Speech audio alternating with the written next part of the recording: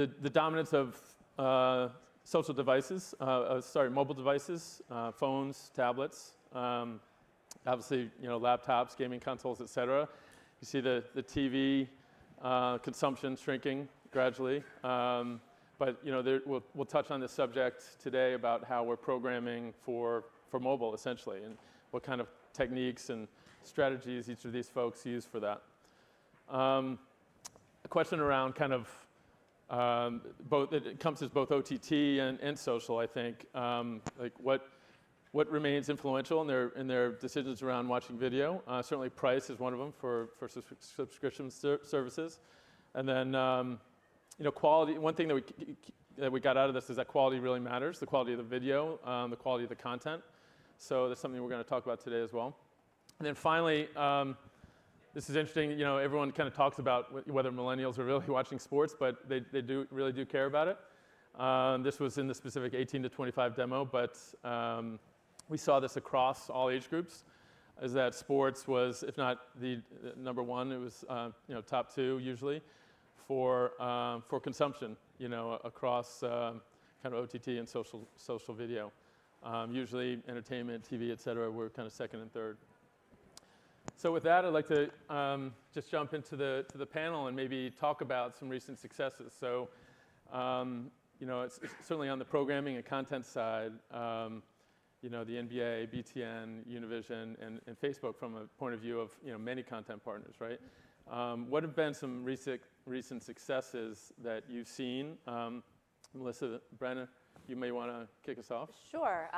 So it's been a busy couple weeks for the NBA. We had a 6-game finals. The draft was last Thursday, and on Monday was our award show. And on Sunday at 6 p.m., June 30th, starts free agency, which I understand there's a lot of interest in globally about where certain players are going to end up, and I can't answer any questions on that. So for us, the finals really becomes our ultimate storytelling moment. And we use this opportunity to tell deeper stories about our players, and we call them origin stories. Think of it as like an Olympic story in some ways. You watch the Olympics, and you know nothing about a bobsledder, but you watch a few-minute package that NBC masterfully has done over the years, and you now are really vested in rooting for that bobsledder. For us, we're fortunate that our players are influencers in their own right, but as we try to bring in a larger global audience, it's incumbent upon us to tell their stories. So we use social sort of cross-platform and optimize, so it would be a bit shorter, perhaps on Instagram, longer format on YouTube, to tell a player's origin story. So for instance, for Pascal Siakam, who is from Cameroon, we told his story where he, it was his father's dream that one of his brothers played basketball, and he sent him to boarding school at a young age in Texas to play, and he got a scholarship to the University of New Mexico. He was drafted by the Toronto Raptors by a GM named Masai Ujiri, who's of African descent, and obviously the rest of the story that he won the Raptors' first NBA Finals trophy, and obviously the first one for Canada. So using social as a medium to tell these stories in a more global and intimate way has been really successful for us. That's great. Michael? For us in the college space, we are almost very much like the NBA. We're seasonal, so we try to extend our season on social.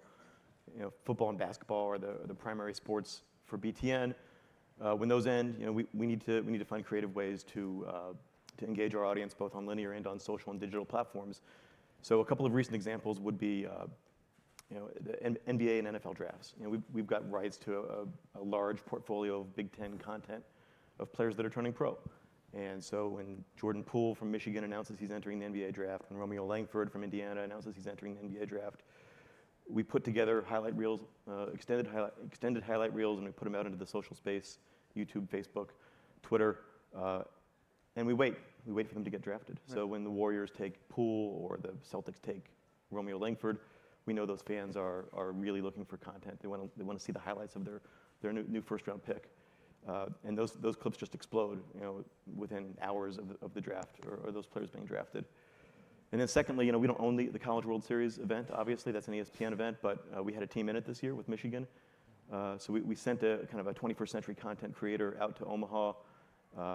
She was creating all sorts of shoulder content that we could push out and kind of ride that wave of Michigan's great run into the College World Series finals, interviewing famous alums in the stands and getting behind the scenes access with the team. Really trying to make our mark on events, whether or not we have the rights to them. Sure, great. I mean, for us, the big moment is Watch, and the launch of Watch has happened, and now it's turning Watch into not just a destination, but a way of viewing content. So really for the last 6 months, and as we've had some really big tournaments running through Facebook, it's been about making them interactive and really a fan engaging moment, and really sort of listening to what fans are saying, a little bit of education of some of our partners who haven't, who maybe legacy media, I think was what someone said recently, legacy media who haven't really connected with their social teams, and then bringing them together and creating what is an immersive, a relevant, a recent, and community-driven broadcast. And I'd say for us, the really big ones that have been playing on my mind and we've been working really hard on are Copa Libertadores, which is in LATAM. We have that exclusively on Facebook. We have games exclusively on Facebook. We have just finished Champions League. That was a really, really big one. And La Liga series has been exclusive in India, in South Asia on Facebook. So turning them into a 360 property as well for Facebook, so that we're using groups, so that we're using Instagram, so that we're driving awareness through stories, so that we're monetizing, so that we're really using all the different aspects of what social means to drive fan engagement in the show and also fan engagement outside the show. Great, thanks. I think it's been a very interesting ride for the last 3 years. Univision was more focused on short form video, basically goals and highlights around soccer. And then 3 years ago, we got a call from Facebook, and they said there's going to be Copa Centenario here in the States. We want to propose and partner with you guys to do 300 live videos during a span of 24 days. We almost didn't do live video on digital at the moment, and I was sitting down and learning how to do it. And at the beginning and the evolution that it has, we started just with a phone, and we said, you know what, we have to do different from what we're doing on TV. But I think the tools and the production behind what you're doing in live has become critical. It looks very simple on screen, but people want a good product. So that's part of what we've learned. Today we have the Gold Cup here, and it's a whole different team, a whole different operation, different technology behind it. And going back to what Melissa from the NBA was saying, I think the storytelling becomes critical. Before, you were just taking what you saw on TV and seeing how you would take it to digital. People don't want that when they go to your stream. They want something, a different flavor. They want another tone, another voice. They want to interact. And right now our focus is, and I think esports is bringing something very interesting, at least from our side in soccer, in which data overlays, polling, all this becomes critical for that engagement, and to the point that interactions has become one of the most important KPIs that we have today. Mm-hmm. Yeah, that makes a lot of sense. I think it's interesting you talk about experimentation and learning, and that's obviously something that you talk about a lot, Melissa, I'm sure, with partners. Starting the process and figuring out a little bit as you go and evolving it and improving it over time. One thing I wanted to talk about was maybe the different approach across different channels. So, you might have a certain approach for Facebook, obviously, and maybe a slightly different one for Snapchat and Twitter. From a content owner's standpoint, and maybe Twitch, et cetera. How do you all look at those things and your different strategies for the different channels out there? Do you want me to start? Sure. Well, first, let the record reflect this is the first time I've been accused of not being loud enough, so hopefully you can hear me now. So we are extremely careful in how we program the channels. So for instance, during the finals, we use YouTube because that's what the algorithm of YouTube favors. We put longer format programming. So of all the video views the NBA was lucky to receive during the finals, 60% of our watch time was driven by YouTube, just by virtue of we were putting our longer format, more cinematic type content, some of the beautiful slow motion stuff that NBA Entertainment captures that really recaps the game in a beautiful, tight narrative. And then we use other platforms, again, just trying to understand how their algorithm is at that current time. So I would have told you, 2 or 3 months ago that we saved our shortest content for Instagram, and that you had to make an impression on Instagram in the first few seconds, or you lost the audience and they would be scrolling down to the next moment. But that's changed with IGTV in that we could populate video to our main feed, and after a minute it goes on to IGTV. And I was telling Melissa beforehand, we had 900 million video views just on Instagram alone during the finals, and 100 million were on IGTV, so that really helped us. And then just to keep my answer a bit shorter, and then Twitter is clearly helpful for us, given its real-time nature. We've talked about it a few times in other conversations here, that NBA Twitter is a noun. It's a living, breathing thing for us. It's a vibrant community where our fans and our players, reporters from around the world gather to talk about, sort of the best in hoops. You hopefully are entertained, you're informed, and it really becomes a great companion to watching the game. Yeah, I'll echo what Melissa said. You really, as a content owner, you have to have good relationships with the social networks and understand what they're telling you and listen to what they're telling you about what works on their platforms. I mean, we have very different programming strategies for YouTube than we do for Facebook, than we do for Twitter and Instagram TV. As Melissa said, YouTube really values watch time. A video view is not as valuable as watch time on YouTube, and the more you can program for longer form content on YouTube and build up that watch time, the better the algorithm will treat you. The more your content will float into recommended videos. Through just following their best practices, we've doubled our YouTube subscriberships over the last 12 months. Twitter, 70% or more of the videos are consumed without sound, so you have to really think about how you're visually presenting video on Twitter. And you can go on down the line for the various platforms, but you have to listen and understand the best practices for each of the platforms. You can't just repurpose a piece of content and put it on all the platforms from your TV network or another traditional media outlet and expect it to work. I guess for us, we have so many partners, it's an understatement, that we really look into how they're using the ecosystem. We have seen EI, which is a digital-first broadcaster in Brazil, do amazing things with Instagram. They're really using Instagram as part of their live coverage on Facebook, and they're really creating a situation in which it's a two-way discussion between those two platforms. We see them, finish a live on Facebook, and then immediately they're in the mix zone because it's digital. Sometimes they're at the end of the mix zone for Champions League. That's just how it happens. So they have to be really creative about what they're doing in that moment. There's the one broadcaster, second broadcaster, third broadcaster. They're all asking the same questions or similar questions to get a soundbite for the news or their program or whatever. So EI had to learn to be really, really creative as they're sort of towards the end of that line. And they're doing amazing things. They're clipping out, doing real-time clipping of content, putting it on a phone. As the athlete approaches them, they're asking the athlete, put earbuds in, lining up the content and watching that athlete then respond in real time to seeing the goal that they kicked to win a Champions League game.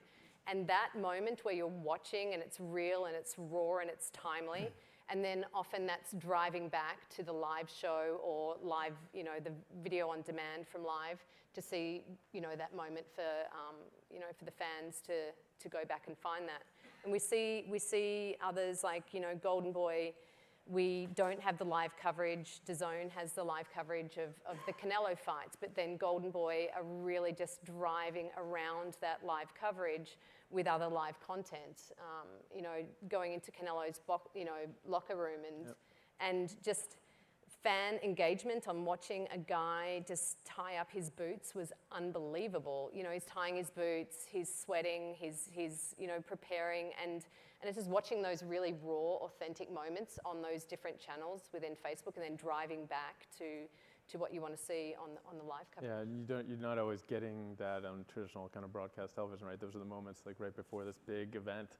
He's prepping himself, so. And it's raw and authentic, and I think what sometimes we miss on social is raw and authentic doesn't mean it's unplanned. Yeah. It just means you were in the right time, you know, right place at the right time, and you were professionally capturing a moment and able to share that, and that's another important thing when you talk about quality of content. Sure. Okay, Juan? I think hearing you all guys speak, I think the biggest challenge, at least from my perspective, that we have right now around live video is programming. I think we've solved many of the other variables, and every day we continue learning, but at least being a broadcaster and having a window in which basically if you see a game, you have 2 days before the game, you have the game day, and maybe 1 day afterwards to tell that story, and you have so many platforms that you really have to understand where you're gonna go and talk and who's the audience and what they want to consume in each of those touch points. At the beginning, we thought that it was very similar throughout the touch points, what they wanted. And it's not only the change in format or duration or the voice, they want different information. And during a game, we know where we have to talk, and that's one platform, but after the game, it's in another. So really having that balance between what you do on TV and what you do on digital to give the audience the best experience, that each time is more complex with having so many partners, so many platforms. So that's a huge challenge. Sure. And I mean, you, for instance, your purview is across sports, news, and entertainment, and maybe there's some commonality across those. Maybe there's some differences. How do you look at those verticals besides just sports? Look, I think entertainment for me is one of the verticals that I manage that has most impacted sports. And I'll give you an example. I think second screen experience is changing at the present, and it's going to blow up in the following months and years. We used to be of the mentality that you had your screen, or you were watching the big screen, you had your phone, and the second screen experience was here. And it was in a different app, and you were jumping all around. Now we're all thinking of how do you not take your eyes off your iPad or your smart TV, and how to integrate all that in one place. Mm-hmm. So that's the challenge, and that's what entertainment has brought at least to the soccer experience. And we've had discussions about, you know, the linear feed of the game, and the opportunity to strip out all the broadcast graphics, take the raw footage, and maybe Melissa, at the NBA, you're doing some of this, and then how are you creating that interactive experience from scratch, you know, with other tools, you know, for social and digital channels? Sure. I think the one thing I'd add to what Juan said is that, yes, I do think it's moving into one integrated experience, but there has to be a lot of user control, assuming personalization isn't there naturally. Because sometimes people want a lean back experience. You don't want to have all of the stuff around the game. You just want to watch the game. But assuming you want the stuff, we've been experimenting with a lot of different things. A couple examples. One, live polling. Yes, it's a precursor to live polling and trivia, precursor to gambling, which is legalized in 9 states and growing. We've done graphics because, you know, the biggest thing when you turn on any sports game is who's in, who's playing. So with a touch of the button, you can see it pops up basic information about who's on the court at one time. And then another thing we're super excited about is we've partnered with a company called Second Spectrum, where we've developed different modes of watching the game. So, you know, just using the example I gave before with, you know, we have all of these players globally who are influencers, globally renowned influencers. So if a fan comes in to watch, and I'll use Pascal Siakam as an example, and they want to watch Pascal for the first time, that game should look materially different than someone who is a hardcore Raptors fan. So how do you create an experience for a new fan? How do you create an experience for someone who is into gaming and heavy stats? How do you create an experience maybe for kids? Yeah.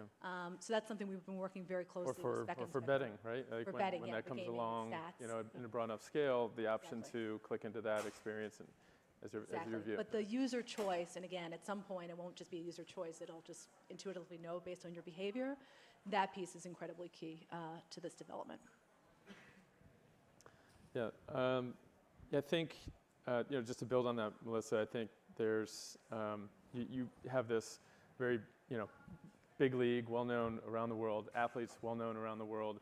You have all kinds of touch points for social interaction, from the league standpoint, teams, athletes, and even the fans, that might be going live from the arena or something. How do you kind of manage it all into a coherent strategy, but don't inhibit the creativity? Sure. It's a process. I mean, first, regarding the players, no success, and you're kind enough to mention, would be possible without our players. Just using LeBron James as just one example, he has over 100 million followers in social. That obviously rivals major brands. And his content posting, whether it's about his family or the school that he founded and funds and supports, or his insane off-season fitness regimen. If you haven't seen it, you must, because it's bananas. So just bringing it back from a player perspective, the players are really the center of all of the content. Another just quick thing that LeBron does that I love is that on an off night, he's still involved in the game. He's tweeting, he's posting about what he's seeing on the court. So it's just amazing. It's a funny ring. Sorry. And then regarding the fans, I think, dealing with Fortune 500, Fortune 100 companies like we do, companies pay a lot of money to have fans interact with their brands. And by virtue of being a sport that people are passionate about, they're naturally want to interact and talk about hoops and show how much they love their favorite player or team. So it's become incumbent upon us as a league of how do we provide fans tools to do that. So whether it's on TikTok, which is 65% female for us, which is a high percentage and a growing platform, asking fans to show us their NBA handshake. Or, on using YouTube as an example, as a sports league, we like and let fans post our content. Obviously, it's not live streaming the game, but if a fan wants to post a clip showing how much they love Pascal's getting a lot of promo today. That's encouraged by us. We look at it as there's no better way to show how big a fan you are. That's great, Michael. For BTN, you have a kind of unique. I mean, obviously you're in the college space, so there may be some limitations to what you can do. But you also have a structure where you have the central network and conference, and then I think you've put producers in the field at the schools, and so you have a team being able to capture those viral moments or even go live at each school. So maybe you can talk about your strategy a little bit. Yeah, I mean, it's interesting, as Melissa was talking about LeBron James and getting the influencers to really help build the engagement in the brand.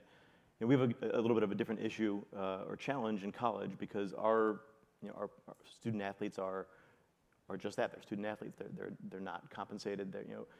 It might be counterintuitive to what we would typically try to do on social, which is we have really three main goals on social. We want to maximize the value of our broad digital and social video rights.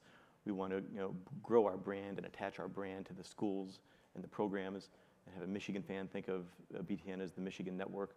And we want to be really good partners to the schools because sometimes what might be in the best interest of our first goal is not necessarily in the best interest of our schools. Right. So we're working with our schools to figure out how do we allow them to provide content that we might own the rights to their student athletes to the benefit of the Michigan State program, to the Purdue program, and also to the benefit of the Big Ten as a whole, even though we're not able to really monetize content on a student athlete social media account.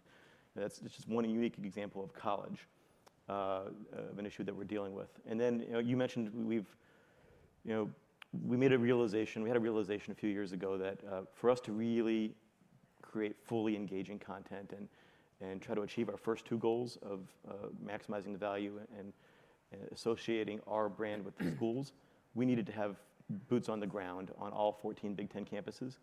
So we've partnered with our athletic departments, we've invested in a BTN employee at all the schools, kind of a 21st century content creator that can produce and can edit and really identify what the stories are, in football, basketball, but also Olympic sports across the campus, the spectrum of the campuses. And that program has been really successful. We've had sponsor buy-in, significant sponsor buy-in for the program.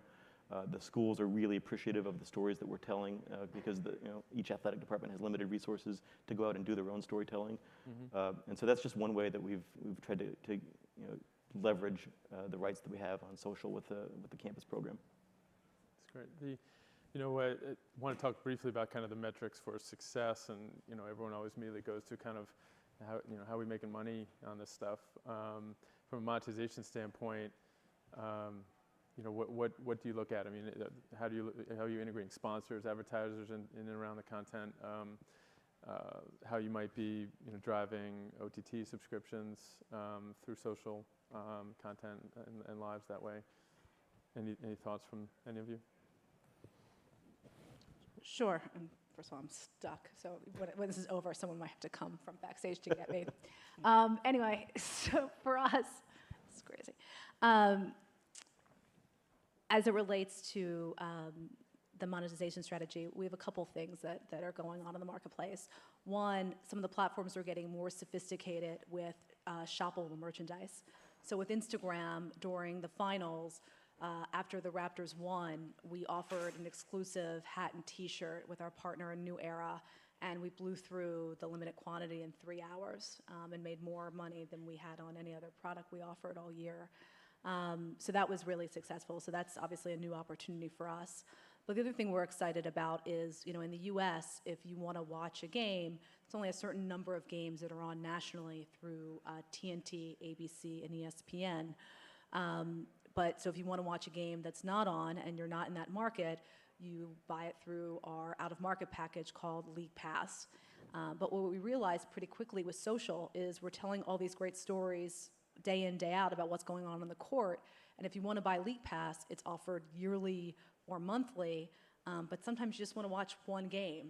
So last season, we started selling single games, and then we realized, listening to fans, that sometimes you hear about these games midway through, so why pay for a whole game if you're watching half a game? So we start offering quarter-by-quarter pricing. And then, again, listening to fan sentiment, sometimes it's just you want to catch 10 minutes. You want to kind of flip around different games, see what's going on, then decide if you want to commit. So for 99 cents, you can watch 10 minutes of a game.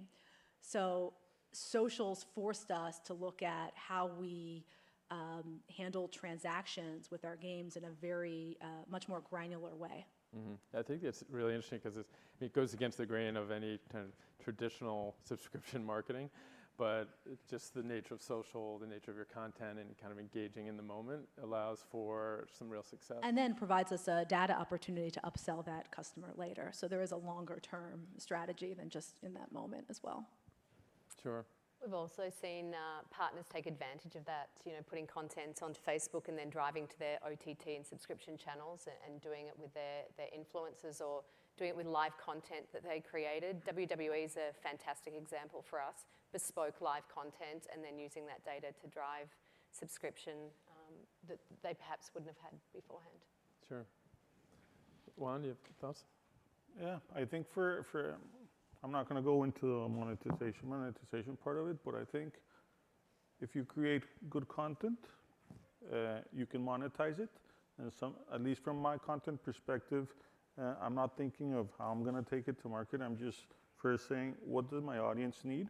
Are they going to come? Do they want to consume this?